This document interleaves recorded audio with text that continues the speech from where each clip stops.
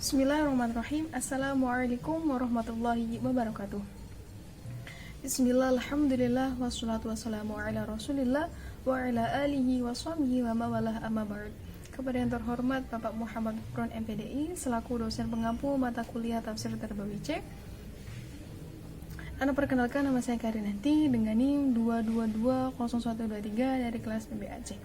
Berkarya, berbakti, dan bermanfaat. Pada kesempatan kali ini, saya akan sedikit menjelaskan tentang metode pendidikan, yaitu metode kisah yang mengkaji Quran Surat Al-A'raf ayat 176. A'udzu billahi minasyaitonir rajim. Bismillahirrahmanirrahim. Walau syi'na larafa'nahu biha walakinnahu akhlada ilal ardi wattaba'a hawah. فمثله كمثل الكلب إن تحمل عليه يلهث أو تتركه يلهث ذلك مثل القوم الذين كذبوا بآياتنا فقصص القصص لعلهم يتفكرون. Shadaqallahul Adzim, yang artinya, dan kalau kami menghendaki, sesungguhnya kami tinggikan derajatnya dengan ayat-ayat itu, tetapi dia cenderung kepada dunia dan menurutkan hawa nafsunya yang rendah. Maka perumpamaannya seperti anjing. Jika kamu menghalaunya, diulurkanlah lidahnya, dan jika kamu membiarkannya, dia mengulurkan lidahnya juga. Demikian itulah perumpamaan dari orang-orang yang mendustakan ayat-ayat kami, maka ceritakanlah kepada mereka kisah-kisah itu agar mereka berpikir. Isi ringkasan dari ayat Al-A'raf ayat 76 ini yaitu walau syi'na larfa'nahu, dan kalau kami menghendaki, sesungguhnya kami tinggikan derajatnya dengan ayat-ayat itu. Tinggi tindakan pendidikan itu dilakukan oleh Allah.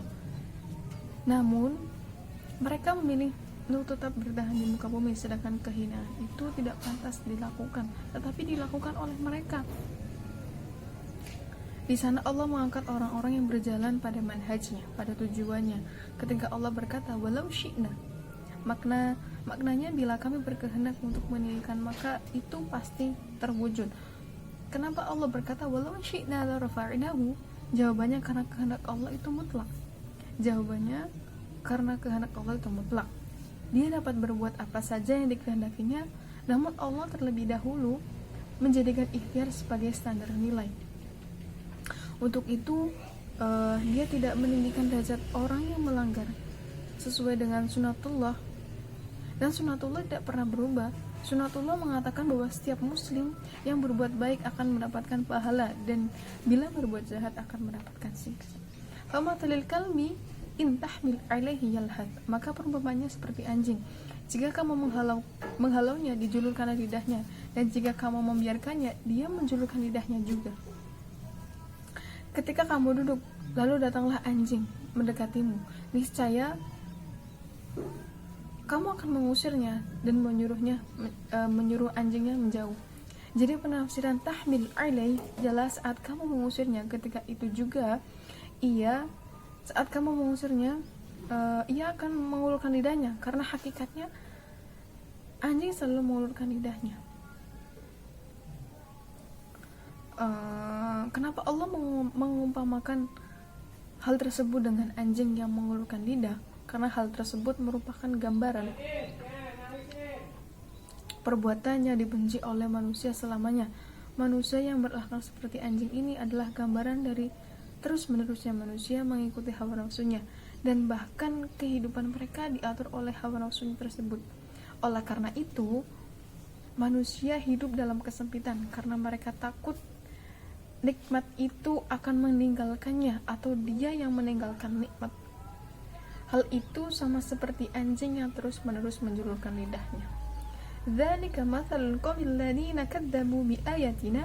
Demikian itu perumpamaan orang-orang yang mendustakan ayat-ayat kami. Ungkapan ini ditujukan kepada bangsa Yahudi. Allah telah menyatakan suatu kabar gembira yang dicantumkan di dalam kitab Taurat, bahwasanya akan datang Muhammad berikut sifat-sifat dan tanda-tandanya, yang jika manusia melihat, niscaya dia melihat sosok Muhammad itu. Pengenalan sosok itu seperti kamu mengenal anak kandungnya sendiri. Namun bangsa Yahudi mendusta ayat-ayatnya. Mukjizat yang menetapkan kenabian Muhammad sebagai utusan Allah. Faqususil qasasa, maka ceritakanlah kepada mereka kisah-kisah itu. Hal ini merangkan bahwa tidak berkehendak untuk mengajarkan sejarah, namun dia ingin mengajari kita bagaimana mengambil pelajaran dari sejarah. Dengan alasan Allah selalu mengulas kisah-kisah yang sama, dan setiap kisah selalu diisi dengan muatan baru yang tidak terdapat pada kisah sebelumnya. Hal itu bertujuan untuk memperkaya satu kisah dengan berbagai pelajaran untuk direnungi. Untuk itu Allah menerangkan dalam ayat ini bahwa Allah telah menurunkan manhaj atau tujuan melalui perantara malaikat kepada sebagian manusia. La'allahum yatafakkarun, agar mereka berfikir. La'allahum yatafakkarun, agar mereka berfikir. Kata at-tafakkar maknanya ialah bila kamu manusia mengalami kelupaan, maka kamu akan berusaha untuk mengingat kembali apa yang kamu lupa. Jadi kata faqsusul qasasa la'allahum yatafakkarun, maka ceritakanlah kepada mereka kisah-kisah itu agar mereka berpikir. Maknanya ialah manusia akan memikirkan cara berfirman-firman Allah, dan semoga saja dengan diceritakan kisah-kisah ini manusia dapat beriman.